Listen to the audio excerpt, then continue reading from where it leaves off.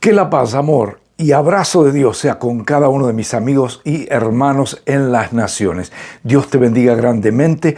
Hoy quiero hablar del tema, con esto la iglesia es indestructible. Con esto somos indestructibles. Pero antes de ello, quiero hacer un pequeño anuncio y decirte a los que venían siguiéndonos por Zoom, a partir de semana que viene no vamos a hacer Zoom, vamos a volver a YouTube y Facebook, que es lo que nos da mejor resultado, comunica mejor calidad de video, etc. Muchas gracias por entender y ahora vamos con esto, la iglesia se hace indestructible. Creo que es la primera vez que yo recuerdo en todos estos años de ministerio que tomo un mensaje de la semana anterior y repaso solamente un punto o vengo a exaltar uno de los puntos del mensaje. Pero creí que esto necesitaba más tiempo. Como recordarán los que estuvieron con nosotros semana anterior, hablamos de cómo traer de vuelta el arca de la presencia de Dios a nuestras vidas, hogares y ministerios. Y mencionamos 7 elementos que vamos a necesitar. Vamos a necesitar que nuestro deseo sea supremo por Dios. Recuerdan, vamos a necesitar la aceptación de su soberanía. Vamos a necesitar creer en su poder y confiar en su carácter, etc. Pero hoy quiero enfocarme aquí en 2 Samuel 6:23, capítulo 6. Quiero enfocarme más que nada en el versículo 6. Dice, cuando llegaron al campo de trillar de Nacón, es decir, venían trayendo el arca de la presencia de Dios, nada menos, con bueyes en una carreta nueva, los bueyes tropezaron y Usa extendió la mano para sujetar el arca de Dios. Entonces se encendió el enojo del Señor contra Usa y Dios lo hirió de muerte debido a lo que hizo. Dice más adelante el versículo 8, entonces David se enojó porque la ira del Señor se había desatado contra Usa y llamó a ese lugar Fares Usa, que significa desatarse contra Usa, nombre que conserva hasta el día de hoy, es decir, hasta el día que fue escrito el libro de 2 Samuel. Y de allí extrajimos semana pasada una lección de ese punto importante. No te aires contra la ira de Dios. Miren, mis amados, yo traigo esto porque obviamente estamos viviendo tiempos difíciles, pero también queremos conquistar, queremos ganar naciones, queremos ganar nuestras familias para Cristo y la batalla se hace a veces casi insostenible, pareciera. Con esta palabra yo creo, hermanos, que Dios nos refuerza hasta el día de su venida. Si nosotros aceptamos esta verdad en nuestros corazones, no vamos a ser de esos ministerios que colapsan. Hermanos, con dolor les digo, observo y también tengo amigos y algunos han sido quebrados por la vida, por la amargura, por diferentes razones y parece que no llegan bien al final. Esto no debe pasar, esta no es la regla de Dios.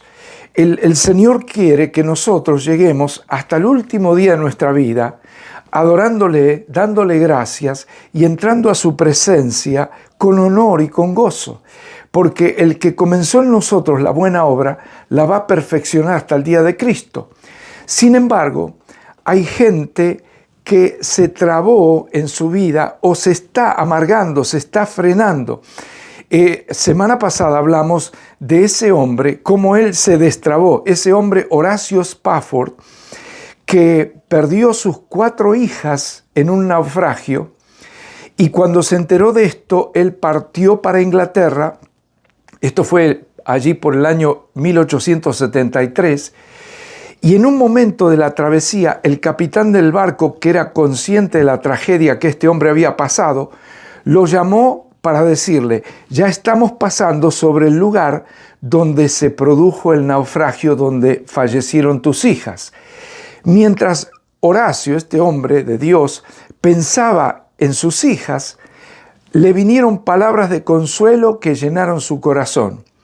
Y las escribió, y estas palabras se convirtieron en un himno muy querido en las naciones. Y dice así, bueno, en español, a ver si lo tengo acá, la versión en español no está muy de acuerdo con la versión en inglés. La traducción dice alcancé salvación. Muchos de los antiguos creyentes se acordarán de ese himno que decía alcancé salvación, alcancé salvación, alcancé salvación. Pero realmente, si te lo traduzco directamente, ese himno tiene una traducción mucho más directa y dice: cuando paz como un río acompaña mi camino, o cuando las penas como las olas del mar ruedan, cualquiera que sea mi suerte, que me hayas enseñado a conocer, está bien con mi alma. Está bien para mí. Fue una canción de entrega. Bueno, hoy es uno de los himnos más clásicos de los Estados Unidos y seguramente de muchas naciones. Esto como que marcó una teología de entrega, una doctrina de entregarnos a Dios incondicionalmente, entregarnos a la soberanía de Dios. Por eso hoy lo que decimos es que con esto la iglesia se hace indestructible. Con esto no nos detiene nadie. Si nosotros entendemos que cuando Dios trae o castigo o corrección, o cuando hay algo inexplicable, Él permite y nosotros nos entregamos a Él, Él sigue haciendo su obra gloriosa en nosotros y a la larga el trauma termina en bendición, como este hombre que no sabía que millones de personas serían consoladas y animadas en su fe por el himno que él escribió. Él ya está en el cielo, sus hijas ya están en el cielo, allí estarán disfrutando por la eternidad, ya pasó el dolor, sin embargo él dejó un testimonio. Yo quiero que tú dejes un legado de fe a tus familiares, a tus hijos, nietos, bisnietos, mientras dure este mundo, ¿sí? Pero la clave es no enojarse con el enojo de Dios, ¿sí? No amargarse. Y aquí te cuento algo que yo creo que nos va a llegar a todos en nuestra vida normal, diaria. ¿Qué es lo que hace que caduquemos o que nos salgamos del camino, que no aceptemos la soberanía de Dios? Muchas veces algo que no llegamos a perdonar. Quizá decimos, bueno, te perdono, pero no lo olvidamos, vuelve. Alguna raíz de amargura, algo que no aceptamos de parte de Dios, algo que nos ofendió y no nos podemos sacar la ofensa de encima, algo que nos confundió y nos quedamos perplejos y dijimos, yo ahora no sé más qué hacer. Muchas veces un trauma que le permitimos confundir nuestras vidas.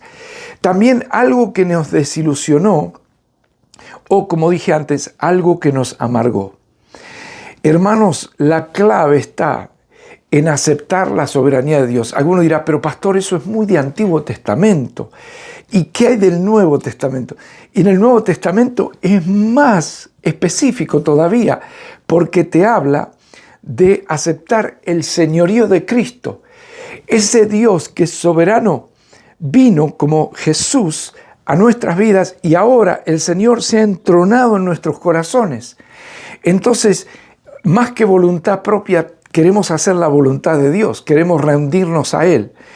Por eso yo te pido que tengas la misma actitud que este hombre. No sé cuánto habrás perdido, cuánto dolor estás pasando o cuántas pruebas este mundo va a pasar. Pero en vez de achicarnos y escondernos en una cueva, al contrario, vamos a ganar nuestras familias para Cristo. Y si la iglesia se santifica, si nos santificamos todos en una entrega total e incondicional a Cristo, vamos a ver naciones tomadas por el pueblo de Dios. ¿Cuántos lo creen? Hermanos, yo creo que no conocemos todavía el potencial de la iglesia, pero si nos rendimos al Señor al 100% y decimos, Señor, pase lo que pase, con tu ayuda yo me entrego a ti. Esta semana, una de nuestras amadas pastoras pasó una operación cerebral. Salió bien, gracias a Dios. Primero, ¿por qué tuvo que pasar eso si oramos antes de que entrara en el quirófano?